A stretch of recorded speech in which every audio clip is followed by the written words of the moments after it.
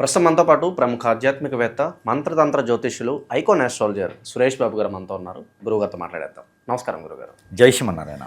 గురుగారు, మార్చి మాసం విశేషంగా కన్యా రాశి వాళ్ళకి ఏ విధంగా ఉండబోతుంది? ఈ 3వ తారీఖు వచ్చే గ్రహణం తాలూకు ఇంపాక్ట్ ఎన్ని రోజులు వీళ్ళ మీద ఉంటుంది? ప్లస్ అంటారా, మైనస్ అంటారా? మరి ఉగాదిని ఏ విధంగా వినియోగించుకుంటే ఈ మాసం వీళ్ళకి బాగుంటుంది అంటారు? ఖచ్చితంగా కన్యా రాశి, ఈ కన్యా రాశి వారికి మనం మార్చి మాసం 2026 సంవత్సరం చూసుకున్నట్టయితే కనుక మొదటి అధ్యాయంలో 3వ తారీఖున ఏర్పడేటువంటి సంపూర్ణ చంద్రగ్రహణం ఇది వచ్చేసి సింహరాశిలో ఏర్పడుతుంది. ఈ సింహరాశిలో ఏర్పడేటువంటి సంపూర్ణ చంద్రగ్రహణం ఏదైతే ఉందో దానికి తగ్గట్టుగానే యుగాది కూడా రాబోతుంది. కాబట్టి యుగాదికి సంబంధించినటువంటి విశేషణ, అలానే సంపూర్ణ చంద్రగ్రహణం ఉంది. కాబట్టి ఈ సంపూర్ణ చంద్రగ్రహణానికి సంబంధించినటువంటి యోగ్యత ఎలా ఉంటుంది వీరికి మనం చూసుకున్నట్టయితే కనుక కొంతమేర శుభదృష్టి అశుభదృష్టి అని ఉంటుంది. ఇప్పుడు కన్యారాశి వారు ఎవరితోనైనా పార్ట్నర్షిప్ వ్యాపారాలు చేస్తున్నారు అంటే కనుక వారికి కొంత ఇబ్బంది, అంటే మాట మంచి అంటే మూడో వ్యక్తి ద్వారా వచ్చేటువంటి యోచన కనిపిస్తుంది.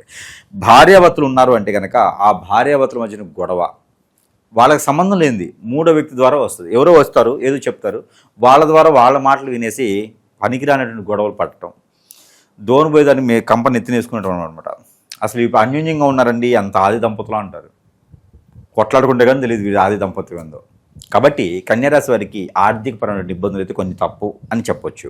ఏది గ్రహణానికి సంబంధించిన విషయం. ఎందుకంటే కనుక ఈ గ్రహణం వచ్చేసి సింహరాశిలో ఏర్పడుతుంది. కన్యారాశి నుంచి చూసినప్పుడు 12వ రాశి అవుతుంది. కాబట్టి 12వ రాశిలో ఏర్పడే గ్రహణం ఖచ్చితంగా దాని యొక్క ఇబ్బంది అనేది వీరికి ఉంటుంది. సింహరాశి నుంచి చూసినప్పుడు కన్యారాశి 2వ స్థానంలో ఉంటుంది.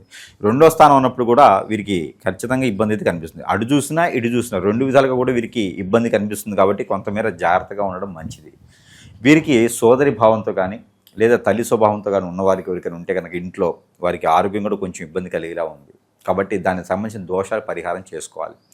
దానికి వైట్ తువ్వాల, బియ్యము, కందులు, అలానే గోధుమలు, ఈ 3 రకాలు కూడా, పచ్చ పెసలు కూడా ఇవ్వాలి. కన్యారాశి కాబట్టి పచ్చ పెసలు కూడా ఖచ్చితంగా ఇవ్వాలి. ఈ 4 వస్తువులు కూడా ఒక పావు కిలో చొప్పున తీసుకొని ఒక వైట్ వస్త్రంలో తీసుకొని కనుక వారికి బ్రాహ్మణోత్తమునికి కానీ అర్చకుల వారికి కానీ అయ్యవారికి కానీ ఎవరికైనా దానం ఇస్తే వీరికి ఆ గ్రహణానికి సంబంధించిన దోషం పోతుంది. నవగ్రహాల చుట్టూ అయితే ఖచ్చితంగా వీరు 11 సార్లు నవగ్రహాల చుట్టూ తిరిగి నవధాన్యాలు వాటి మీద దానం చేసుకున్నట్టయితే ఆ గ్రహాల యొక్క స్థితిగతులు పోతాయి. శనీశ్వరుడి మీద కూడా అభిషేకం చేసుకోవాలి. అలానే ఆ నవగ్రహాల్లో గ్రహమైనటువంటి చంద్రగ్రహణం మీద కూడా బియ్యం, ఒక 100 గ్రాముల బియ్యం కూడా దాని మీద పోసుకున్నట్టయితే కనుక చాలా మంచి ప్రయోజనం ఉంటుంది. అలానే ప్రతిరోజు ఇంట్లో కూడా ఒక క్యాండిల్, వైట్ క్యాండిల్ ఒకటి ఒక 15 రోజుల పాటు 10 నిమిషాల చొప్పున రోజు దాన్ని చూస్తూ కూర్చోవాలి, వెలిగించుకొని కూర్చోవాలి. అలాంటి దానం చేయాలి. ఒక 3 నుంచి 4 భోజనం పెట్టుకోవాలి. ఇలాంటి దానాలు చేస్తే గ్రహణానికి సంబంధించిన దోషం అనేది తొలగిపోతుంది. అక పెళ్లి సంబంధాలు చూసుకునే విషయంలో అన్ఎక్స్పెక్టెడ్గా పెళ్ళి అయిపోతుంది. ఈ కన్యారాశి వాళ్ళకి ఇది ఒక అదృష్టం ఉంది, మర్చిపోయాను. గ్రహణానికి అందరికీ అశుభ దృష్టి ఉంటే కన్యారాశి వాళ్ళకి ఇది ఒక శుభ దృష్టి అనుకోవచ్చు. పెళ్ళి ఎప్పటి నుంచో అనుకొని అసలు ఎన్ని రకాల ప్రయత్నాలు చేసిన పెళ్లి కాని వారికి అన్ఎక్స్పెక్టెడ్గా ఎవరో వస్తారు, పెళ్లి జరిగిపోతుంది. అసలు ఎవరికి తెలియని కూడా తెలియదు, పెళ్ళి అయిపోయిందా అంటే ఆ పెళ్ళి అయిపోయిందని చెప్పుకోవాలి. అలాంటి అన్ఎక్స్పెక్టెడ్ మ్యారేజ్ కూడా అవుతుంది. ఎప్పుడు అంటే కనుక ఈ యొక్క 19వ తారీఖు తర్వాత మాత్రమే ఉంటుంది. అట్లీస్ట్ మన అమ్మాయి మన అబ్బాయి అనిపించుకునే దానికి అయితే కనపడుతుంది. ఇక ఆర్థికపరమైనటువంటి ఇబ్బందులు కొంతమేర పర్వాలేదు. కన్యారాశి వరకు ఒకటి ఉంది అండి. ఈ మధ్యకాలంలో చాలా వరకు నేను గమనిస్తూ ఉన్నాను, నేను అనలైజ్ చేస్తున్నాను బట్టి. కన్యారాశి వారు కష్టపడతారు, మాట, పేరు, ప్రఖ్యాత, హోదా అన్నీ సంపాదించుకుంటారు. కానీ చిటికలో మాయమైపోతాయి. అది ఎలా ఇది? అది వెళ్ళిపోద్ది అంతే. ఆ కన్యారాశి వాళ్ళకి అదృష్టం అట్లుండిద్ది. అన్నీ సంపాదించుకుంటారు. వీరికి సీఎం దగ్గరికి వెళ్ళాలన్నా, పిఎం దగ్గరికి వెళ్ళాలన్నా అపాయింట్మెంట్ లేకుండా వెళ్తారు. కానీ వీరికి పేరు, ప్రఖ్యాత అట్నే పోతుంది. ఎలా అయితే సంపాదించుకుంటారో సంవత్సరాల తరబడి కష్టపడి సంపాదించుకున్నది కాస్త చిటికలో పోద్ది. అదేంటో తెలియదు. ఏమిటంటే మాట. వీరి మాటలే వీరికి ఆదాయం, వీరి మాటలే వీరికి దౌర్భాగ్యం. కాబట్టి మాట్లాడేటప్పుడు ఆచిచూచి మాట్లాడాలి, ఆవేశపడకూడదు. ఆలోచించి మాట్లాడితే ఖచ్చితంగా అసలు ముందు ఏం జరుగుతుంది, వెనకేం జరుగుతుంది, అసలు ఏంటనేది గమనించుకొని మాట్లాడాలి. వీరికి బుధుడు ఆధీనంలో ఉంటారు కాబట్టి మాటలు అనేది త్వరగా వచ్చేస్తుంది. వీటికి తగ్గట్టుగా కుజుడు నీచంలో ఉన్నాడు కాబట్టి ఇంకొంచెం ఎక్కువగా మాట్లాడితే ఎదుటి వారికి అర్థం కాకపోయింది పోగా మరొకటి కొనకొచ్చుకున్నట్టే ఉంటుంది. కాబట్టి కొంచెం జాగ్రత్తగా ఉండాలి. ఇక వీరి మీద నరదిష్టి, నరఘోష కూడా కొంచెం కనిపిస్తుంది. కాబట్టి యుగాది వస్తుంది ఎట్లానో మార్చి మాసం 19వ తారీఖు ఉగాది ఉంది. ఈ ఉగాది రోజున వీరికి ఇష్టదైవానికి కులదైవానికి కనుక కొన్ని రకాల పరిహారాలు చేసుకుంటే కొంతమేర వీరికి ఏదైతే మనం అనుకున్న అశుభ దృష్టి ఉందో ఈ గ్రహాల స్థితిగతులు కావచ్చు, మాట వల్ల కొన్ని పేరు ప్రఖ్యాత డబ్బే సంపాదించుకొని పోగొట్టుకుంటుంటారు. డబ్బు కోట్ల రూపాయలు వస్తే వీళ్ళ దగ్గర అట్లే పోతూ ఉంటుంది, ఎంత సంపాదించినా ఎక్కడే ఉండదు, పోతూ ఉంటుంది అన్నట్టు. కాబట్టి ఇలాంటివన్నీ పోకుండా ఉండేదానికి ఈ ఉగాది రోజున వీరు ఏదైతే ఉందో షడ్రుచులతో పాటు పానకము, వడపప్పు ఏదైనా విష్ణు ఆలయంలో కానీ, ఏదైనా రాములవారి ఆలయంలో, కృష్ణ ఆలయంలో, ఇస్కాన్ వాటి లాంటిలో కనుక, లేదా లక్ష్మీనరసింహస్వామి ఆలయంలో కనుక ఇవి నైవేద్యం సమర్పించుకోవాలి. పానకం, వడపప్పు అంటే అందరికీ తెలిసిందే. ఈ నైవేద్యం కనుక షడ్రుచులతో పాటు, ఉగాది పచ్చడి షడ్రుచులతో పాటు ఇది కూడా సమర్పించుకుంటే వీరికి ఆర్థికంగా, ఆరోగ్యపరంగా, వ్యక్తిపరంగా, వృత్తిపరంగా, అలానే ఇంకా ఏదైనా సాధించాలనుకుంటే కూడా నరదిష్టి, నరఘోష ఇవన్నీ కూడా కొంతమేర ఉపశమనం అయితే లభ్యపడుతుంది. ఈ యొక్క పరిహారం చాలు వీరికి. అసలు మార్చి మాసంలో ఇలాంటి పరిహారం ఒకటి చేస్తే అద్భుతం. ఇంకా పోతే ఎక్కడైనా ఎవరికైనా సరే అరటిపళ్ళు ఉంటాయి కదా, ఆ అరటిపళ్ళు ఒక డజన్ తీసుకొని ఒక 6గురికి వచ్చేలాగా 2 పళ్ళు చొప్పున దానం చేయాలి. అడుక్కునే వరకేం చేయొచ్చు. ఇలాగా మన చుట్టాలింటికి వెళ్తున్నామండి, పోయేటప్పుడు 4 డజన్లు తీసుకుపోతా అంటే అట్లా కాదు. ఏదైనా అడుక్కునే వారికి మనస్ఫూర్తిగా స్వీకరించి తింటారు కదా, వారికి దానం చేయాలి. అలా చేస్తే వీరికి అన్ని రకాల దోషాలు అనేది కొంతమేర పోతుంది. ఇక ఆస్తులు కూడబెట్టుకోవడం కానీ, అంతస్తులు కూడబెట్టుకోవడం కానీ, కారు, వాహనాలు లాంటివి తీసుకోవడం కూడా కనబడుతుంది. కాబట్టి అది ఏప్రిల్ 2వ తారీఖు తర్వాతనే తీసుకుంటే గండాలన్నీ తప్పుతాయి. కాబట్టి ఏప్రిల్ 2వ తారీఖు తర్వాత తీసుకోండి. ఏదైనా ఉంటే అడ్వాన్స్లు ఇవ్వండి. అది మనది కాకుండా పోతుంది అంటే అడ్వాన్స్ ఇవ్వచ్చు. ఇక మార్చి నుంచి అయితే మరొక ప్రపంచాన్ని చూస్తారు కన్యారాశి వారు, మరొక లోకం చూస్తారు, మరొక వింత ప్రపంచం చూసేదానికైతే ఖచ్చితంగా కనబడుతుంది. ఎందుకంటే పెళ్ళి అయిపోద్ది కదా, పెళ్ళి అయిపోయిన తర్వాత వింత ప్రపంచమే ఉంటుంది జనానికి. కాబట్టి అలాగే ఒకటే కాకుండా కొత్తగా ఏదైనా మొదలు పెట్టాలంటే కూడా మార్చి 19 తర్వాత మొదలు పెట్టుకుంటే కూడా చాలా అద్భుతంగా ఉంటుంది. కాబట్టి అలాంటి ప్రయత్నాలు చేస్తే చాలా బాగుంటుంది. ఇక ఈ గ్రహణానికి సంబంధించిన దోషాల పరిహారం, అలానే ఈ యొక్క యుగాది రోజున చేసుకోవాల్సినటువంటి పరిహారం కూడా మనం వివరించుకున్నాం. కాబట్టి ఈ కన్యారాశి వారికి అద్భుతంగా ఉండబోవడానికి ఒకటి గ్రీన్ పెన్ సిగ్నేచర్గా పడుతుంది. కాబట్టి మార్చి మాసంలో ఏదైనా మొదలు పెట్టుకోవచ్చు. మరొకటి గుర్తుపెట్టుకోవాలి, కన్యారాశి వారికి ఈ మార్చి మాసంలో ఎవరి జోలు వెళ్ళకూడదు, ఎవరితో ఎక్కువ మాట్లాడకూడదు, గొడవలు పెట్టుకోకూడదు, మధ్యలో దూరకూడదు. ఎవరైనా కొట్టుకుంటూ మధ్యలో పోయినా మన తగులుతాయి, అలాంటి పెట్టుకోకూడదు. ఎవరికి డబ్బులు ఇవ్వకూడదు, ఇచ్చేంత మళ్ళీ వాళ్ళు తిరిగి ఇచ్చేంత డబ్బులు ఎవరికి ఇవ్వకూడదు, ఎవరికి మాట ఇవ్వకూడదు, ఎవరికి మాట ఇచ్చి నిలబడాలి. అందుకని గొడవ లాంటి వాటిలో తలదూచుకోకుండా వీరికి పిన్ని వీరు చేసుకుంటూ ఉంటే చాలా అద్భుతంగా ఉంది. కాబట్టి ఇలాంటి ప్రయత్నం చేసి అదృష్టవంతులు అవ్వచ్చు కన్యారాశి వారు.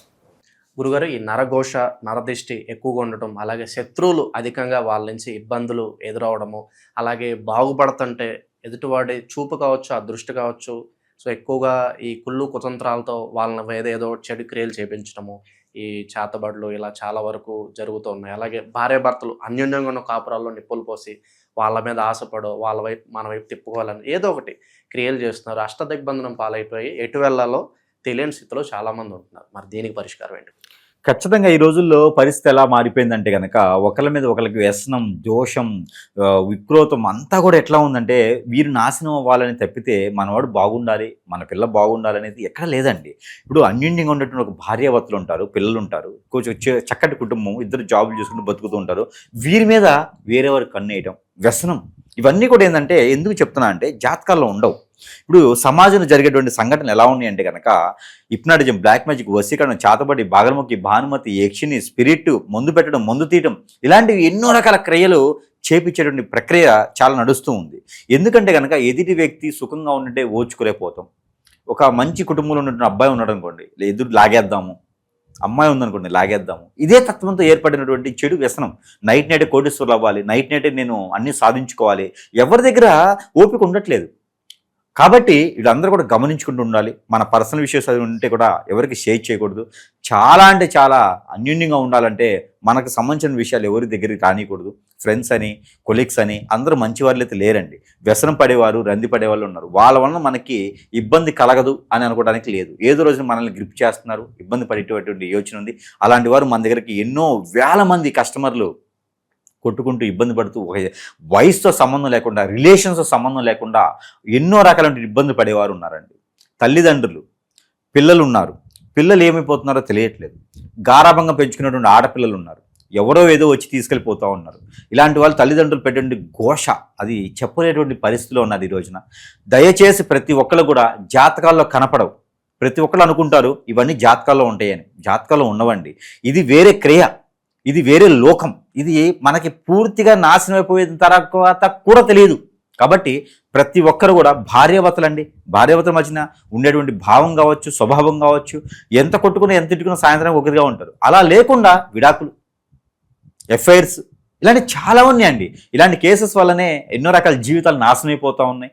ఇలాంటి వాటి జోలు వెళ్ళకూడదండి. అలాంటి ఏమైనా ఉంటే కూడా ఖచ్చితంగా మీలో ఏదన్నా సమస్యకి ఎట్లా ఉండాలంటే కనుక ఆ సిమ్టమ్స్ అనేజీగా ఉండటం కానీ, మన ఫేస్లో చేంజెస్ కనిపించడం, కళ్ళు చేంజెస్ కనిపించడం, జుట్టు ఊడిపోవటం, ఇది నాకు ఊడిపోయింది అది కాదు, ఇది జీన్స్, అది కాకుండా మీకు హెయిర్ ఫాల్ లాంటిది అవ్వటం కానివ్వండి, ఇంకా లేడీస్లో వచ్చేసి స్టమక్ రిలేటెడ్ సమస్యలు, లోపల ఏదో ఉన్నట్టుగా నీరసంగా ఉండడం, కోపం రావడం, చిరాకు పట్టడం, ఇలాంటి సమస్యలు, ఒంటరిగా ఉండాలనిపించడం, సూసైడ్ లాంటివి చేసుకోవడం, ఎంతో ఉన్నా కూడా ఏది ముందుకెళ్ళలేకపోవడం, అష్టదిబ్బందులు అంటారు దాన్ని.